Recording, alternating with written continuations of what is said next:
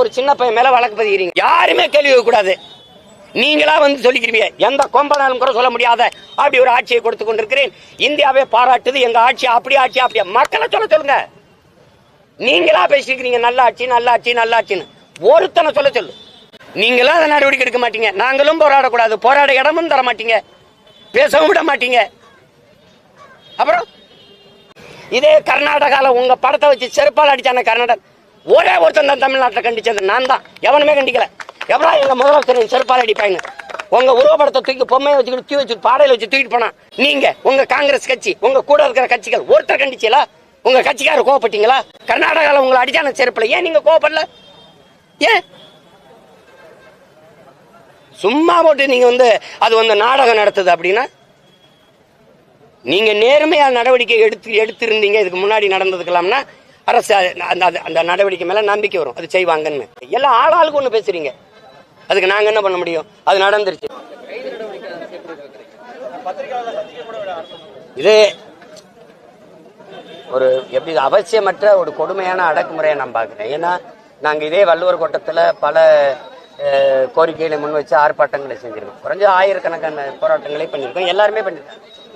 இன்னைக்கு மட்டும் திடீர்னு இது போக்குவரத்துக்கு நெரிசல் ஆயிரும், சட்டம் ஒழுங்குக்கு இடையூறு வந்துடும் அப்படிங்கிற காரணம் இருக்குல்ல, அது ஏற்கிறதா இல்லை. ரெண்டாவது நாங்க போராடுவோம். அப்ப அனுமதி இல்லாமல் போறான்னா நீங்க இந்த மாதிரி உங்களை கைது செய்ய போறோம்னு முன்னாடி சொல்லிடுவாங்க.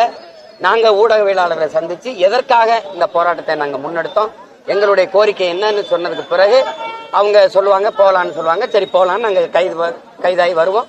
இது மாதிரி கூடாரங்கள் அடைப்பாங்க. பிறகு அந்த நேரம் முடிஞ்சோன்னா அனுப்புவாங்க. இதுதான் வளமையா நடக்கிறது.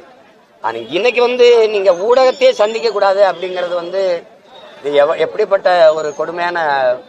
நான் எதுக்காக அங்கே கூடணும்னே தெரியாது. இப்போ உங்களுக்கு முடிச்சு வீட்டுக்கு போகும்போது இப்போ என்னன்னு சொல்ல வேண்டியது இருக்கு. உங்களுக்கு இது நியாயமா நேர்மையா இந்த பிரச்சனையை உண்மையிலே அரசு நேர்மையான உள்ள சுத்தியோட உளச்சான்றோடு அது அணுகுது அப்படின்னா அதுக்காக போராடுறவங்களை வந்து தடுக்க வேண்டிய அவசியம் இல்லையே.